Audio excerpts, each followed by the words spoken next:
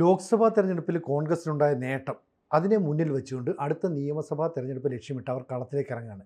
അപ്പോൾ കനഗോലുവാണ് ഈ പരിപാടികൾക്കൊക്കെ നേതൃത്വം നൽകാൻ കേരളത്തിലേക്ക് വരുന്നത്. അദ്ദേഹം കർണാടകയിൽ കാഴ്ചവെച്ച പ്രകടനം കോൺഗ്രസിന് വലിയ വിജയം നേടിക്കൊടുത്തു. അപ്പം ഇങ്ങനെ ഒരു നീക്കത്തിലേക്ക് പോകാൻ കോൺഗ്രസും ലീഗും തമ്മിൽ ഒരു അജണ്ട മുന്നോട്ട് വെച്ച് പോകുന്നു എന്നാണ് കേൾക്കുന്നത്. സാറിന് ശ്രദ്ധപ്പെട്ടിരുന്നത് അത് അങ്ങനെ അങ്ങനെ ഒരു സംഭവമാണ് അവർ മുന്നോട്ട് വെക്കുന്നത്. കാരണം വെച്ചാൽ ലീഗിൻ്റെ പ്രധാനപ്പെട്ട ഒരാവശ്യം എന്ന് പറയുന്നത് യു ഡി എഫിൽ നിന്ന് പിരിഞ്ഞുപോയ കക്ഷികളെ തിരിച്ചു കൊണ്ടുവരിക എന്നാണ്. യു ഡി എഫിൻ്റെ അടിത്തറ ശക്തമായി കഴിഞ്ഞാൽ അടുത്ത തിരഞ്ഞെടുപ്പിൽ ഭരണം ഉറപ്പാണ്. ഈ അടിത്തറ ശക്തമാക്കുന്നതിൻ്റെ ഭാഗമായിട്ട് പ്രത്യേകിച്ച് മധ്യ കേരളത്തിൽ യു ഡി എഫിന് നല്ല അടിത്തറ ഉണ്ടാവണമെങ്കിൽ കേരള കോൺഗ്രസിന് സഹായം ആവശ്യമാണ്. അതുകൊണ്ട് മാണി കോൺഗ്രസിനെ തിരിച്ച് യു ഡി എഫിലേക്ക് കൊണ്ടുവരിക എന്നുള്ളതാണ് അവരുടെ അജണ്ട. അതിനുവേണ്ടി അവർ മുന്നിലിറങ്ങുകയാണ് ചെയ്യുന്നത്. അവർ അതിൻ്റെ നേതൃത്വം ഏറ്റെടുക്കുകയും കോൺഗ്രസ് അതിന് ആവശ്യമായിട്ടുള്ള സഹായം ചെയ്തു കൊടുക്കുകയും ചെയ്തു കഴിഞ്ഞിട്ടുണ്ടെങ്കിൽ ഈ അജണ്ട നടപ്പിലാക്കാം എന്ന നിലപാടിലാണ് കുഞ്ഞാലിക്കുട്ടിയും സംഘവും എന്നാണ് ഞാൻ മനസ്സിലാക്കുന്നത്. പക്ഷേ ഇവരെല്ലാം പ്രതീക്ഷിക്കുന്നതെന്ന് വെച്ചാൽ അടുത്ത നിയമസഭാ തെരഞ്ഞെടുപ്പിൽ വൻഭൂരിപക്ഷത്തിന് യു ഡി എഫിന് അധികാരത്തിലേക്ക് വരാനായിട്ട് കഴിയും എന്നാണ്. അതിന് ഏറ്റവും പ്രധാനപ്പെട്ട കാര്യം എന്ന് പറയുന്നത് നിലവിലുള്ള ഭരണത്തിൻ്റെ ഭരണവിരുദ്ധ വികാരം എന്നുള്ള, അല്ലെങ്കിൽ പിണറായി വിരുദ്ധ വികാരം. നമ്മൾ ഭരണവിരുദ്ധ വികാരത്തിനേക്കാൾ കൂടുതൽ അതാണ് പ്രൊജക്റ്റ് ചെയ്യപ്പെടുന്നത് എനിക്ക് തോന്നണം. അത് കത്തിപ്പടർത്താം അല്ലേ? അത് കത്തിപ്പടർത്തണം. അത് കത്തിപ്പടർത്തിയതിൻ്റെ പേരിൽ മാത്രം അധികാരത്തിലേക്ക് ഇവർ വരണമെന്നില്ല. അപ്പം അതുകൊണ്ട് ഏത് ഗവൺമെൻറ്റിനെയും അട്ടിമറിക്കാനായിട്ട് എളുപ്പം കഴിയുക. ജനങ്ങൾ ഏറ്റവും കൂടുതൽ വെറുക്കുന്ന അഴിമതിയാണ്. അപ്പോൾ അഴിമതിയെ പ്രൊജക്റ്റ് ചെയ്യുക. കർണാടകത്തിൽ കോൺഗ്രസിൻ്റെ വൻ വിജയത്തിൻ്റെ പിന്നിൽ പ്രവർത്തിച്ച കനഗോലു എന്ന് പറയുന്നതായിട്ടുള്ള ഈ സെഫോളജിസ്റ്റാണ്. ഇയാളെ സെഫോളജിസ്റ്റ് എന്ന് വിളിക്കാൻ വേണം. കാരണം എന്ന് വെച്ചാൽ നമ്മുടെ തെരഞ്ഞെടുപ്പ് വിദഗ്ധനാണ്. തെരഞ്ഞെടുപ്പ് അനാലിസിസും അതേപോലെ തന്നെ എല്ലാ തന്ത്രങ്ങളും ആവിഷ്കരിക്കുന്ന, പിന്നെ മുദ്രാവാക്യം.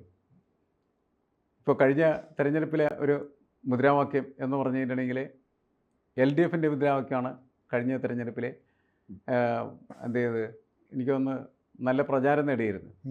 LDF വരും എല്ലാം ശരിയാകുമെന്ന് പറയുന്ന തരത്തിലുള്ള അത്തരത്തിലുള്ള മുദ്രാവാക്യങ്ങൾ വിൽക്കുന്ന ഒരു കാലത്താണ് നമ്മൾ തിരഞ്ഞെടുപ്പ് കണ്ടുകൊണ്ടിരിക്കുന്നത്. അപ്പോൾ കനഗോല് നല്ല മുദ്രാവാക്യം ഉണ്ടാക്കുന്നതിന് വേണ്ടിയിട്ട് ഉള്ള നിർദ്ദേശം കനഗോലിന് കൊടുത്തിട്ടുണ്ട്. കനഗോലും സംഘവും കേരളത്തിൽ എത്തിക്കഴിഞ്ഞു. അവർ സർവേ ആരംഭിച്ചു കഴിഞ്ഞു എന്നാണ് മനസ്സിലാക്കാനായിട്ട് കഴിയും. ഇവരുടെ ഈ സർവേ അടിസ്ഥാനമാക്കിയിട്ടായിരിക്കും കോൺഗ്രസ് അവരുടെ തെരഞ്ഞെടുപ്പ് തന്ത്രങ്ങൾ ആവിഷ്കരിക്കുക. ഓരോ നിയമമണ്ഡലത്തിലും ഏത് സ്ഥാനാർത്ഥിയാണ് നിർത്തേണ്ടത് എന്ന കാര്യങ്ങളൊക്കെ കോൺഗ്രസ് തീരുമാനിക്കുന്നതിന് മുമ്പ് ആവശ്യമായിട്ടുള്ള നിർദ്ദേശങ്ങൾ കനഗോലുവിൻ്റെ ടീമായിരിക്കും കൊടുക്കുന്നത്. അപ്പോൾ ഇത് എല്ലാ സ്ഥലത്തും വിജയിച്ചെന്ന് വെച്ചാൽ ഇല്ല. ചില സ്ഥലത്ത് വിജയിച്ചു, ചില സ്ഥലത്ത് പരാജയപ്പെട്ടു. ഇപ്പോൾ മഹാരാഷ്ട്രയിലെ പൊളിഞ്ഞ് പാളിസായിട്ട് അത് സ്വാഭാവികമായിട്ട് സംഭവിക്കാവുന്നൊരു കാര്യമാണ്. പക്ഷേ എങ്കിലും ഇതിനൊരു സിസ്റ്റമാറ്റിക് ക്യാരക്ടർ കൊണ്ടുവരണമെങ്കിൽ ഇങ്ങനെയുള്ള പൊളിറ്റിക്കൽ അനലിസ്റ്റുകളെ കൊണ്ടുവന്നേ പറ്റൂ. അതുകൊണ്ട് കോൺഗ്രസ് നേരത്തെ തന്നെ വലിയ വിജയപ്രതീക്ഷയിൽ കനഗോലുവിനെ കേരളത്തിലേക്ക് കൊണ്ടുവന്നിരിക്കുകയാണ്. അപ്പോൾ നമ്മൾ കരുതും കനഗോലു വരുന്നത് തദ്ദേശ സ്വയംഭരണ സ്ഥാപനങ്ങളിലേക്കുള്ള തെരഞ്ഞെടുപ്പിൽ ഇടപെടാൻ വേണ്ടിയാണ്. അല്ല, അതിന് വേറെ ടീമിനെ കൊണ്ടുവരും എന്നാണ് കോൺഗ്രസ് നേതൃത്വം പറയുന്നത്. ഈ തദ്ദേശ തെരഞ്ഞെടുപ്പായിട്ട് കണക്ട് ചെയ്യുകയാണെങ്കിൽ കഴിഞ്ഞ തവണ ഈ തദ്ദേശ തെരഞ്ഞെടുപ്പിൽ ഈ മധ്യ കേരളത്തിൽ കോൺഗ്രസ് മാണി വിഭാഗം വലിയ മുന്നേറ്റം നടത്തിയിരുന്നു. അപ്പോൾ ആ മധ്യ കേരളത്തിൽ ആ മുന്നേറ്റം CPMലേക്ക് ഷെയർ ചെയ്യപ്പെട്ടു. അതായത് കോട്ടയം, ഇടുക്കി ഉൾപ്പെടെയുള്ള മേഖലകളിലൊക്കെ CPM അധികാരത്തിലേക്ക് എത്താനുള്ള പ്രധാന കാരണം മാണി വിഭാഗത്തിൻ്റെ മുന്നണിയിലേക്കുള്ള കടന്നുവരവാണ്. പക്ഷേ നിയമസഭാ തെരഞ്ഞെടുപ്പിൽ അതിനനുസരിച്ചുള്ളൊരു പരിഗണന മാണി വിഭാഗത്തിന് കിട്ടിയില്ലെന്ന് അവർക്ക് പരാതിയുണ്ട്. എന്തിനാ? ജോസ് കെ മാണിയുടെ തട്ടകത്തിൽ പോലും പരാജയപ്പെടുകയാണ് ഉണ്ടായത്.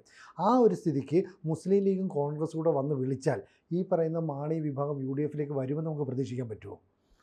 അല്ല, ഇതിൻ്റെ ഒരു രാഷ്ട്രീയ പ്രവചനം എന്ന് പറയുന്നത് ബുദ്ധിമുട്ടാണ്. അതിന് കാരണങ്ങളുണ്ട്.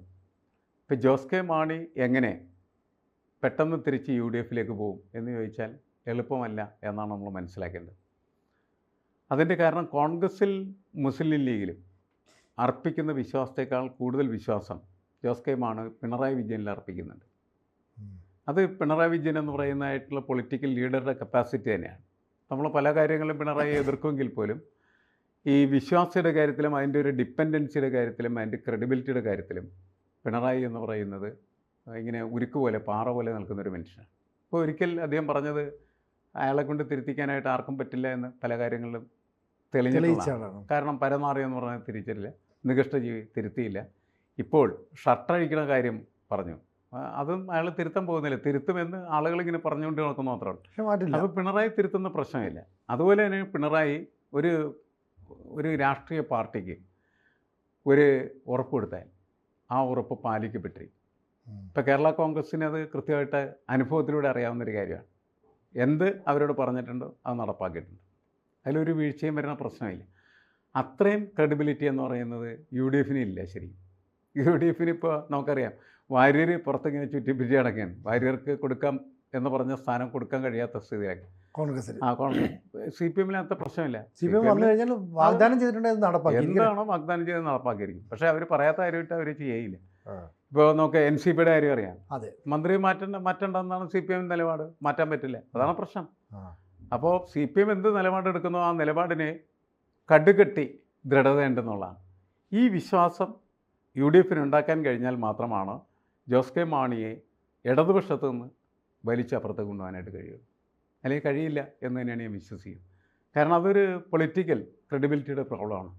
അത് ഉണ്ടാക്കാൻ കഴിഞ്ഞാൽ മാത്രമേ അവർക്ക് ഇവിടുന്ന് വെറുതെ ഒന്നും വിളിച്ചാൽ അന്ന് ഇവരൊന്നും ചെയ്യലും ഞാൻ കണക്കാക്കുന്നില്ല. അല്ല, ഈ മധ്യ തിരുവിതാംകൂറിൻ്റെ ഒരു പ്രശ്നം എന്താണെന്നറിയോ? അവിടെ കാലാകാലങ്ങളായി മാണി ഗ്രൂപ്പ് UDFിനൊപ്പം നിന്നാണ്. അങ്ങനെയുള്ള ഒരു കൂട്ടർ ഒരു തെരഞ്ഞെടുപ്പ് കാലത്ത് CPMൻ്റെ അടുത്തേക്ക് വരുമ്പോൾ ഈ മാണി ഗ്രൂപ്പിലുള്ള പലർക്കും ഇതിനെ ഉൾക്കൊള്ളാൻ പറ്റിയില്ല. CPMകാർക്ക് ഉൾക്കൊള്ളാൻ പറ്റില്ല. പക്ഷേ ആ തദ്ദേശ തെരഞ്ഞെടുപ്പിൽ CPMന് വലിയ മുന്നേറ്റം ഉണ്ടാക്കണമെങ്കിൽ ഇവരുടെ പിന്തുണ വേണമായിരുന്നു. അത് കൃത്യമായിട്ട് മേടിക്കുകയും പരസ്പരം തിരിച്ച് സഹകരിച്ചില്ലെന്നാണ് പരാതി. ഈ അടുത്ത നിയമസഭാ തെരഞ്ഞെടുപ്പ് വന്നപ്പോൾ CPM കൃത്യമായിട്ട് കാലുവാരി. അതുകൊണ്ടാണ് മാണി ഗ്രൂപ്പിന് നേട്ടം ഉണ്ടാക്കാൻ കഴിയായിരുന്നത്. അപ്പോൾ മാണി ഗ്രൂപ്പ് അത് മനസ്സിലാക്കിയിട്ടുണ്ട്. പക്ഷേ ഈ മനസ്സിലാക്കിയതിൻ്റെ അടിസ്ഥാനത്തിൽ നേതൃത്വ നിരക്കുള്ള ഒരു ചിന്താഗതിയല്ല അണികൾക്കുള്ളത്. താഴെ തട്ടുള്ള അണികൾ ഈ മാണി ഗ്രൂപ്പിൻ്റെ വികാരം മനസ്സിലാക്കി നേതൃത്വം അവർക്കിടയിലേക്ക് ഇറങ്ങി ചെന്നില്ലെങ്കിൽ ആ പാർട്ടിയിൽ നിന്ന് ആളുകൾ മറ്റൊരു പാർട്ടിയിലേക്ക് ഒഴുകി ചെല്ലും. കാരണം മറ്റ് കേരള കോൺഗ്രസ്സുകളുണ്ടല്ലോ. അപ്പോൾ അങ്ങനെ പിടിച്ച് നിൽക്കാൻ കഴിയില്ല. ഇത് കൃത്യമായി മനസ്സിലാക്കുന്ന ഒരാളെന്ന് പറയുന്നത് കുഞ്ഞാലിക്കുട്ടിയാണ്. ഈ കുഞ്ഞാലിക്കുട്ടി അതുകൊണ്ടാണ് കോൺഗ്രസ്സെ നിങ്ങൾ വന്നില്ലെങ്കിൽ ഞാൻ പോയി വിളിക്കും, തങ്ങളുടെ വന്നാൽ മതി എന്നുള്ളൊരു തീരുമാനമുണ്ട്. അതായത് പണ്ടും ഈ കുഞ്ഞാലിക്കുട്ടിയും മാണിയും തമ്മിൽ അത്ര അടുപ്പമുണ്ടായിരുന്നു. അപ്പോൾ ആ രീതിയിൽ ലീഗ് ഒരു തന്ത്രവുമായിട്ട് ഇറങ്ങിയാൽ ഒരുപക്ഷെ അതിനകത്ത് വീണു പോവില്ലേ? അത് ശരിയാണ്. കാരണം ഈ ലീഗും കേരള കോൺഗ്രസും എന്ന് പറയുന്ന മുന്നണിക്കകത്തെ കുറുമുന്നണിയാണ്. അതെ, കാരണം കോൺഗ്രസ്സിനെതിരെ ഇവർ രണ്ടുപേരും യോജിക്കും. അങ്ങനെയാണ് പല ഘട്ടങ്ങളിലും കോൺഗ്രസിനെ അവർ ഒതുക്കിയിട്ടുള്ളത്.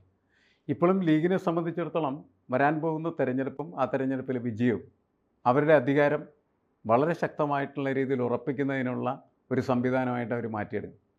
നമുക്കറിയാം, നേരത്തെ 5ാം മന്ത്രിസ്ഥാനം എന്ന് പറയുന്ന ഒരു വാദം അവർ ഉന്നയിച്ചിരുന്നു. അത് തുടരാൻ സാധ്യത കൂടുതലാണ്. കാരണം വെച്ചാൽ കോൺഗ്രസ് ദുർബലപ്പെടുകയും ലീഗ് ശക്തിപ്പെടുകയും ലീഗിനോടൊപ്പം നിൽക്കുന്ന കുറുമുന്നണിക്കകത്ത് വരുന്ന ആളുകൾ ശക്തിപ്പെടുകയും ചെയ്താൽ അത് നടപ്പിലാക്കാൻ വളരെ എളുപ്പമായിരിക്കും ലീഗിന്. ഇപ്പം ലീഗിനെ സംബന്ധിച്ചിടത്തോളം ഈ UDF എന്ന് പറയുന്ന മുന്നണിയുടെ ഒരു നേതൃസ്ഥാനം എന്ന് പറയുന്നത് കോൺഗ്രസ്സിന് പേരിലും അതേപോലെ തന്നെ പ്രാവർത്തികമായിട്ട് ലീഗിനും അങ്ങനെയൊക്കെ സംഭവിക്കാൻ പോകുന്നത്. അതുതന്നെയാണ് മാണി ജീവിച്ചിരുന്ന സമയത്ത് ലീഗും അതുപോലെ കേരള കോൺഗ്രസും തമ്മിലുണ്ടായിരുന്ന ബന്ധം.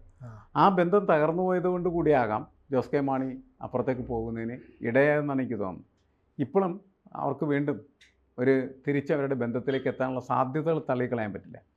അപ്പോൾ എല്ലാവരുടെ മുന്നിൽ ഇപ്പോൾ നിൽക്കുന്ന ഒരു സാധ്യത എന്ന് പറഞ്ഞ് അടുത്ത തെരഞ്ഞെടുപ്പിൽ അധികാരം കിട്ടും എന്നുള്ളത്, UDFന് അധികാരം കിട്ടും എന്നുള്ള പ്രതീക്ഷയാണ്.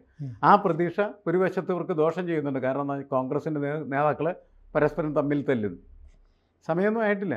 ഇപ്പോൾ തന്നെ ആരായിരിക്കണം മുഖ്യമന്ത്രി എന്നതിനെ സംബന്ധിച്ചിടത്തോളം അവർ ഉണ്ടായിക്കൊണ്ട് തല്ലി തുടങ്ങിക്കൊണ്ടിരിക്കുകയാണ്. അപ്പോൾ അധികാരം കിട്ടുമെന്ന് ഉറപ്പ് വരുന്ന സമയത്ത് അത് തല്ലിപ്പൊളിക്കാനായിട്ടുള്ള ഒരു ശ്രമം അതിൻ്റെ അകത്ത് ഒരു ഭാഗത്ത് നടക്കുന്നുണ്ട്.